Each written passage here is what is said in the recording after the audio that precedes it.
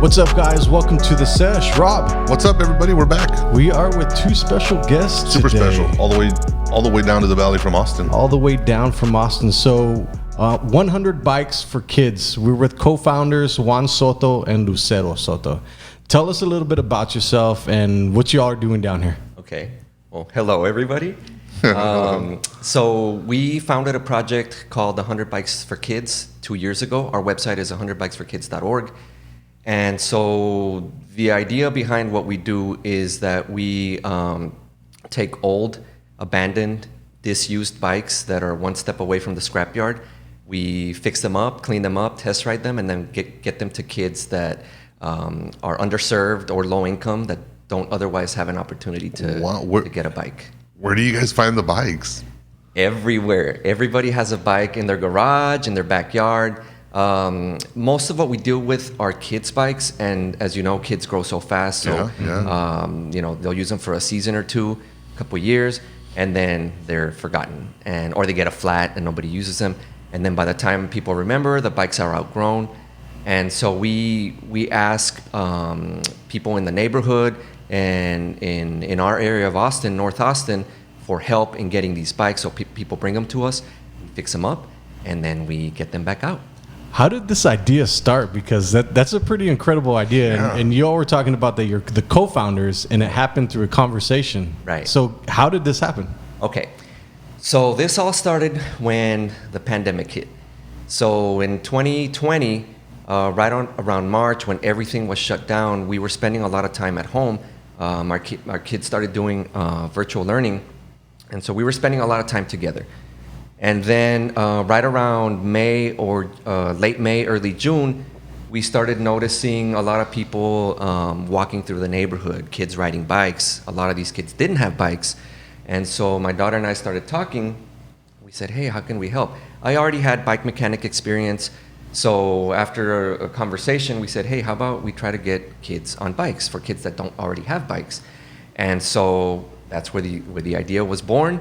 We started asking just friends, hey, do you have bikes that you don't want? Get them to us. This is what we want to do. We got a handful of bikes. We fixed them up. We gave them away. Craigslist, Nextdoor, neighborhood forums. We just said, hey, this is what we're doing. We have bikes. If you need a bike for your kid, come get it. No questions asked. They're free. This is the idea behind our project. And so it started with a handful. We gave them away. We got 10 in return, fixed them up, gave them away. Got 40 in return, fixed them up, and then it just kind of snowballed into there. And to date, we're right around 500 bikes that we've given away In the last 2 years. in the last 2 years. Wow. Right? Congratulations. And we're doing this part time, so we still have our normal jobs. Early on, my wife jumped in to help us out because it kind of blew up quickly, and so she does a lot of the back end admin work, matching of bikes to kids, communications, and things like that. But yeah, in 2 years, in our spare time, we've been able to give away almost 500 bikes. Wow. Yeah. What's been the feedback that you've been getting from the community? The feedback has been crazy. It's mainly, we want more bikes. We need more bikes. And so right now, the biggest problem that we have is that we can't meet the demand. So there's a ton of communities in Austin where there's kids that are either low income, underserved, or there's pockets of immigrant communities. And for a lot of these people, it's difficult for them to have access to bicycles. So I grew up being fortunate enough to not go without growing up. And so me and my brother always had bikes, and we would ride around. And I have some really nice memories of exploring here in the valley, especially riding around canals, of course, and hitting the parks.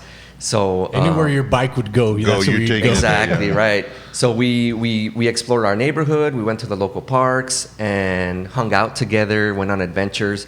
But one thing that we realized is that for a lot of kids, that's not possible. For a lot of reasons, either financial reasons, cultural reasons, they just didn't think about it. They can't get to a bike shop. They can't get to a department store. So we started, this is one of the reasons why we started. And so the need is great. We're always, we have a long list of requests that we fill. We go through a request system at this point. early on, it became unmanageable. You know, it's like we're getting requests from all over the place, and so that's when my wife joined in on the team, and she's like, you know what, let's organize this a little bit better, and came up with basically like Excel spreadsheets. Like, these are the requests, this is when we fill them, these are the people, and so we just have a long list of requests, and we are churning through them as fast as we can, but the list grows bigger and bigger and bigger, and so we're trying to figure out how to meet that demand. Wow. I find it very admirable because you are doing what I believe in is putting positivity back into the world. And you're putting smiles on children's faces, not only from children that you've never met, Right. but you're teaching your daughter, like, this is something to give back to the world. I think that's super admirable. So thank you for that. Yeah, no kidding, man. Thank you for that. And I do remember growing up and just jumping on the bike, whether you had somebody to ride with you or not. Once you got on your bike, it was like freedom, man. It's like the preview to right before you have your car, you know, your own first car stuff. But so I'm curious as to what are some of the conditions of these bikes and how much do you have to like reinvest into them? Because the thing about nonprofits is that they're exactly that. Right. It's in the name. They're nonprofit. So I'm assuming that aside from the actual tangible bike itself, you have to be investing some kind of monetary value into restoring them, getting chains, you know, spokes or whatever it is that they might need. How do you get that? You know, how does that come in? So I'm glad. And you how do we asked. help? Yeah. So early on, we started literally grassroots. We were in our front yard on the grass fixing bikes, and it worked okay until word got out. We were featured on the news a couple of times, and so word spread. You were featured with Mike Rowe, right? Yes. So we were on a TV show, well, online show, I guess. It's not on TV, but on Facebook, called Returning the Favor with Mike Rowe. And so that was a whirlwind kind of experience. Had a huge surprise at the end, but we got a lot of exposure through that. And so a lot of people started reaching out, but we had to move on from working in our front yard in the grass, fixing these bikes the best that we could with just tools and a handful of spare parts. But then we needed to change some things because the materials that we were getting was just it was a lot. And so we did a little bit of fundraising. And like you mentioned, just because you're a nonprofit doesn't mean that you don't need money. Mm-hmm. And so especially with old bikes, to answer your question, a lot of them come in pretty bad shape. So the things like the rubbers, for example, like tires are bald or just bad. Grip shifters melted or completely off sometimes because kids abuse the bikes. Chains is another one. So some of these things you can't really refurbish or fix, you just have to replace. And so how do you replace them? Well, you either have to reuse from other bikes that aren't fixable. We take parts that can be reused and we put them on other bikes, or we purchase parts. And through the small fundraisers that we've had, we've been able to raise a little bit of money to purchase these spare parts. Oh, nice. That's good. And to be able to do it in a more efficient manner. And so that we're not caught up with a bike where it's like, well, how am I going to fix this bike if I don't have the spare parts? I need to put in work to find them, maybe pull them off another bike. Whereas now we've kind of moved on to having a back stock of some parts ready to go, grips, chains, cables, tires, tubes, exactly, things that are consumables that wear out on bikes, where we just take it and replace them. So we've gotten a little bit better at it, but it does require money. So we have our fundraisers here and there to be able to keep doing it, but financials are a limiting factor for any business. For any nonprofit, any business. But particularly for nonprofit organizations. Do you have something right now that people can donate to? Yeah, so on our website, 100bikesforkids.org, we have a giant donate button on the front page.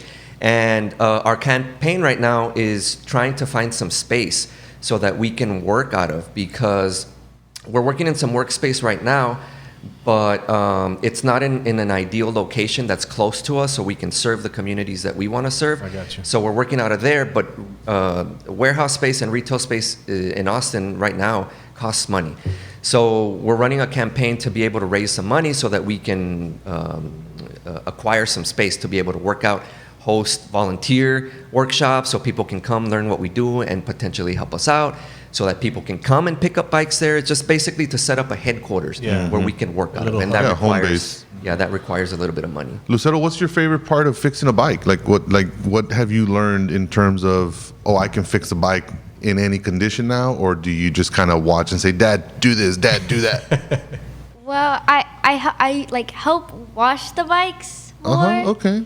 So That's pretty much your favorite. and I test ride them. Oh, the two fun parts. The two fun parts. Those are the best parts. Like, I'll wash it, make it look pretty, and then I'll test drive it. I like it. And then the other thing, for the events, you want to tell them about the events where you like talking to kids and interacting with the kids and talking about what we do. So like we had this event that some of my friends and some of my brother's friends, they came and we went around like a pond, kind of a park, and it was really fun. That's good. awesome. Cool. What's it like when you see kids who for whatever reason haven't been able to have a bike, and all of a sudden you're there and you're rolling up and it's like, here, this is for you, just for being you.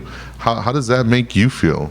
Well, it makes me feel happy to see that somebody who doesn't have a bike and who needs a bike is getting a bike, and now they have a bike, so now they can have the fun I had with their bike. And you're doing something very cool because you, as a child, are giving happiness to another child. Other children. Is super admirable because that stuff. We live in a weird world. Normally kids are fighting for a bike. Yeah. So you're helping. And you all are giving bikes away, and that's it's something super trivial, and I think it's something super magnificent. Trivial in the sense that nobody thinks about it. Nobody's out there thinking what's happening to these dead bikes. What's happening to these bikes that are just, rotting away in someone's garage. And I raised two kids. My wife and I raised two kids, and we've gone through maybe 2 or 3 sets of bikes apiece, and then all of a sudden, this beautiful or maybe beat up bike, and it's just sitting there in a garage sale, and waiting. My bike is sitting in my garage. Yeah, well, you're gonna have to give it to him. So We'll take it as a donation. So now, to hear this, I almost feel a little silly, man, because this is such a simple concept.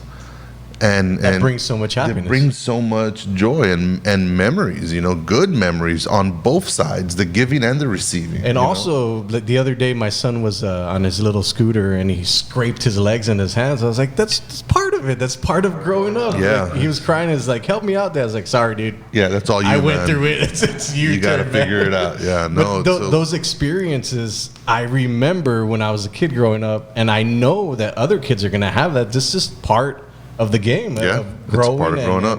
Growing up, and I think every child should be exposed to that. So, what do you have going on this weekend then? So this weekend, we've been lucky enough to partner with Maria de Luz, a local musician here in the Valley. Talented, by the way. Yeah, very, very, very talented. Talented would be an understatement. An understatement, yeah, Right. definitely. So we've partnered up with her to connect to some of the musicians that she knows because, as a lot of people know, COVID hit hard for a lot of families, particularly musicians, because they depend on performing live. Yeah, and the a lot venues. a lot of the venues shut down, so that cut the income stream for a lot of families. And so we're trying to help kids out from those families to, like you said, pass on this joy. Yeah. It's something that does a lot of things, provides a lot of things for kids. I think you mentioned earlier, freedom. Bikes really are freedom. Yeah. It allows kids to explore, to go to the neighbor's house. Simply disconnect from your phone or your Exactly. PlayStation or the screens in our life and go out in there and get your sweat on and get your get your exploration vibe on and go do your thing. I remember and you struck a chord with me earlier when you said on the sides of the canals. I remember using the canals to get speed to go down and run up. Yeah. It's just you find a lot of who you are when you're alone or in a group on a bike. I mean, it's something we don't think about, but You know what's you really interesting do. too is there's a lot of adults that I've met that can't ride bikes. It's so weird. Yeah, it's mind-boggling to me. Yeah, I'm not one of them. So you all are helping out Yeah. the future. I've heard of that. I've had friends that have said that we've invited them on bike rides, and they say, "Hey, sorry, I don't have a bike and I don't know how to ride a bike. And it's interesting because I grew up with bikes, so it's you don't think much of it. You think, oh, it's something that everybody grows up with, but it's not true. Yeah, it's not true. So what are the things that happened for this person to not have had the experience or know how to ride a bike as an adult? Well, they probably didn't have a bike when they were kids for whatever reason, and they just didn't learn. I have a question that occurred to me right now as you were telling me that. How many of the gifted bikes that you have given, how many of the people who have received them have come back and say, hey, I used the heck out of this bike, it was last year or your first year and I'm done with it, I want you to give it away to somebody else? Does that happen often, or do those bikes become obscure and just in a garage somewhere as well? It happens sometimes. So there's been a handful of people that have come back and said, hey, the bike that my kid got, they've already outgrown it, and can you pass it on to somebody else? That's awesome. And so some of those have returned to us. We fix them up and we give them away to somebody else. But I think what happens in most cases is the way we approach it when we have these giveaways and provide these bikes for kids is we tell them, hey, if you can return it, please return it, and we'll fix it up and we'll turn it around and give it to somebody else. But we also tell people, if you can pass it on to somebody else, a neighbor, a cousin, a brother, whatever, go ahead. And if that makes it easier for you, then great. As long as the bikes are going in circles, perfect. What we're trying to do is create a revolving door. So we get a bike, it goes out, it can come back, and then it can go out again, or it can just keep circulating through different kids. Bikes last a long time. All they take is a little bit of work to get them rolling again. That's awesome. You know what I would, and again, just kind of just here, my mind wanders a little bit. I would love for eventually for you guys to be a huge company, and then all of these, a huge nonprofit, and then all of these bikes eventually be funded well enough so that you guys can have, the paint stripped off them, paint them your own color. Now when you see a bike, hey man, that's 100 bikes for kids. Right. That's the color, that's the brand, and eventually have your own fleet of bikes that you're giving out, so that everybody can see, like, hey man, that was given to me, and here you go, I'm giving it to you. Right. So I see the blue and the white and stuff, and I'm picturing, eventually, hopefully, one of these days there'll be 500 blue bikes out there. Anybody can see, that was donated. Yeah. Right. Because branding is so important nowadays, and even y'all coming out here and gracing us with your presence during the podcast and kind of helping us spread the gospel, so to speak, about what you do. Man, I think I'd love to start seeing you guys well-funded enough to where the bikes that come in even get painted, and this is our brand, this is our color, and this is the color for the girls, and this is the color for the guys, and this is the color for it also becomes a who's in talking between. piece too. It's like, I see a bunch of those out there. Yeah, what's going on? How, that would be just, to me, I think would be awesome, and but again, everybody out there watching and listening, you guys, it takes money to do these things, and and this is something I told Josh when we partnered up. One is too small a number to achieve greatness. Right. Well, here we got Lucero and her father, and they're doing great things, and they're only two, and plus their family. So we need to pull together our resources and start mailing your bikes or donating them or doing what you got to do so that we can get this nonprofit organization to where they are funded enough to be a brand, a Latino-based, Texas-based kind of brand that I think this is something that should be national, man. Like it's a shame that it's just going down in Austin right now. Yeah. And so that's part of the vision, and I'm glad you're talking about that, because I have this vision in my head about doing all these things. Part of it is that having fleets of bikes, and at the moment it's really a family endeavor. But I do want to give credit to a lot of our partners, because one important thing you mentioned is what really advances what we're doing and really in the greater nonprofit world is the relationships that you build.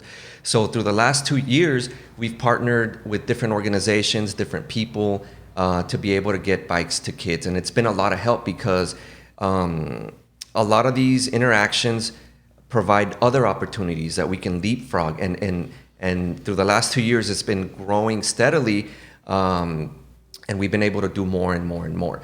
Right now, we're in the position to where we have roots in the valley, because I grew up here.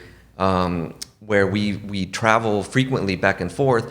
So we're thinking about, well, how can we help the community that we grew up in, which is the Valley, right? How can we get bikes here? So this was a good opportunity where we're providing bikes to these kids here in the Valley, and hopefully we can do more of that as we grow. Wait a minute, you brought bikes here? Yes. For tomorrow's event. Yeah. So Wow. we're having an event here, and we're giving away 10 bikes to deserving kids. So That where is this event going to be? The event's going to be at Turbo Bikes. Basically, we're going to set up there. There's a lot of details that we still got to figure out, but we have plenty of time. The event's tomorrow. So That's plenty of time. right, plenty of time. We got it. We got all the pieces. We just got to figure out where to put them exactly. But yeah, we brought 10 bikes, and the families are going to arrive, and we're going to hand them refurbished bikes, high quality refurbished bikes, helmets, lights, information, and well wishes. Ride your Wow. bike and have fun. Wow, wow. And at the same time, they'll be providing entertainment by music.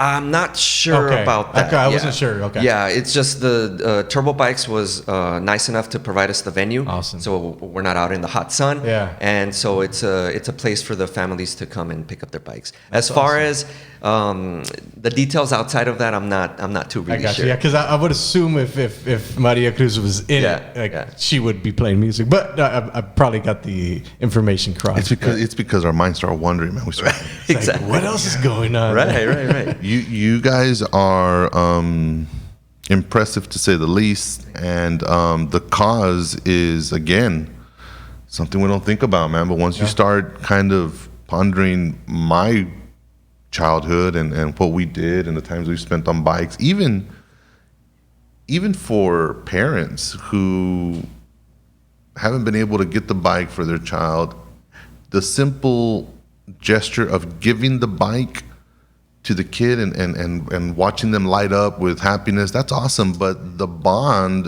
that the mom and dad build while teaching the kid how to ride the bike and mending their wounds when they fall, you know, and doing the whole, you know, sana colita de rana kind of exactly. thing. You're okay, get up. Yeah. All of those things contribute to our upbringing in small ways that we don't appreciate until we're passing that on to our kids. Right. You know, so I'm really moved by what you two are doing, and kudos to all of your sponsors and the people who are going out of their way to make your goal their goal. You know, and at the end, that's what we're looking for when we're nonprofits. Yeah.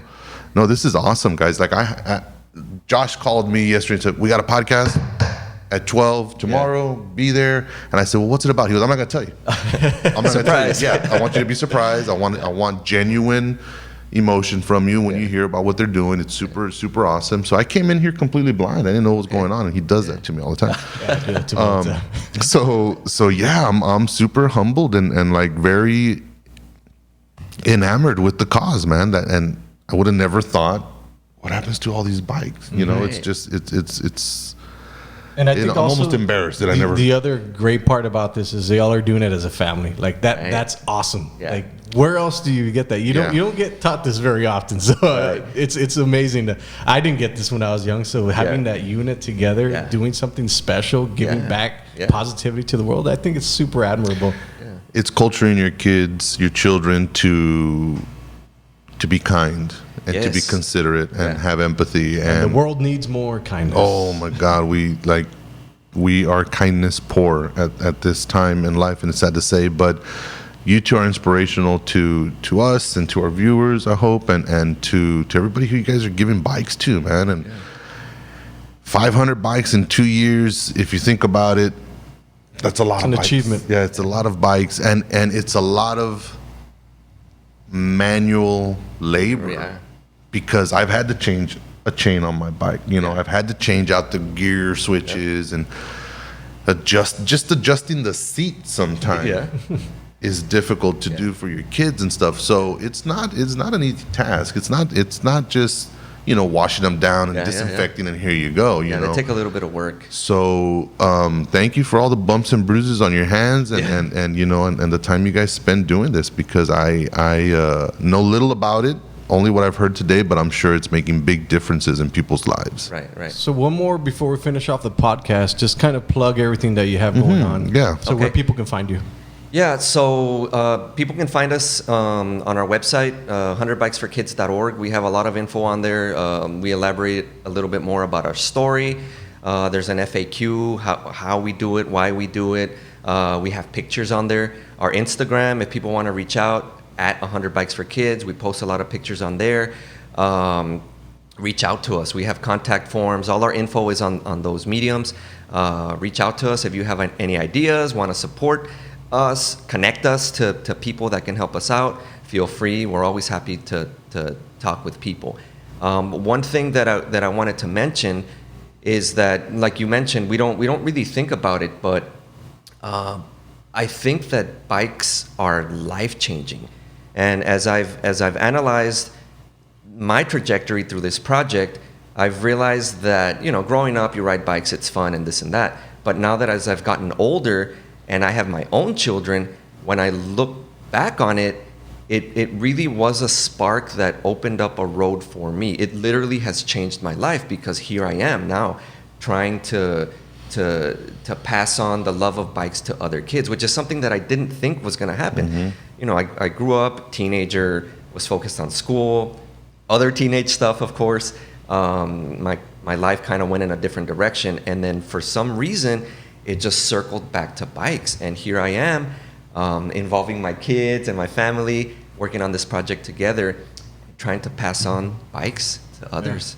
It's interesting how life works. I haven't thought about my childhood bicycle rides in years and years and years, and here I am. You're talking, I'm absorbing everything you're listening to, and it takes you back. And it takes me back, and you're right. Those are life-changing times that we spend on our bike, both for our health, because you're out there pedaling away and sweating, and for our imaginations, and for our sense of awareness. Right. What's around you? Whether there are cars, is there, people I need to stay away from. There's dogs over there. The self-preservation that one has to embody while on a bike is building awareness. Right. And again, and this is I have a 23-year-old son and a 19-year-old daughter, and they too are both stuck in front of screens. Stuck in front of their phone screens, their TV screens, their school, whatever it may be that is motivating them.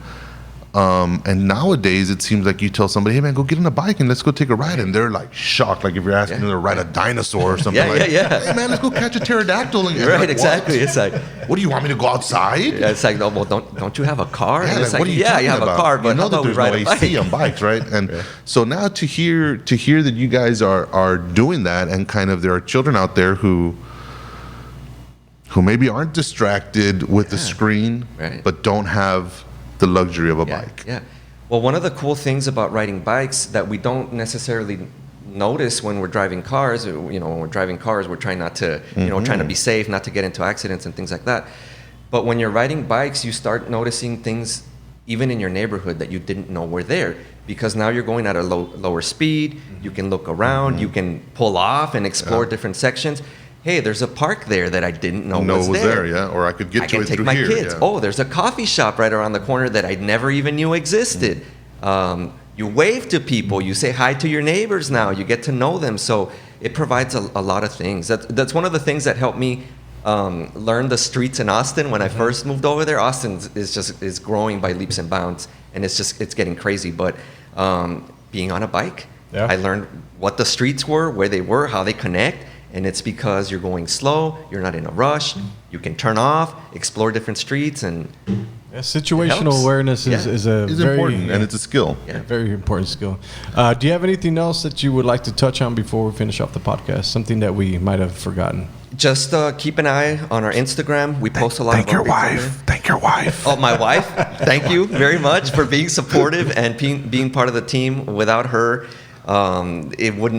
it really wouldn't happen. I mean, you can fix bikes, but if you don't have any way to get them to people and communicate, it doesn't happen. You're just hoarding them. Yeah. So through her help, we've been able to, make it more efficient in terms of communication and being open to opportunities. You have to communicate with people, and if you don't, things fall apart. So really grateful that she allows us to do this and has joined into the fray. Wow. Well, you guys, I applaud you I hope you guys have all the success in the world, because you all successful.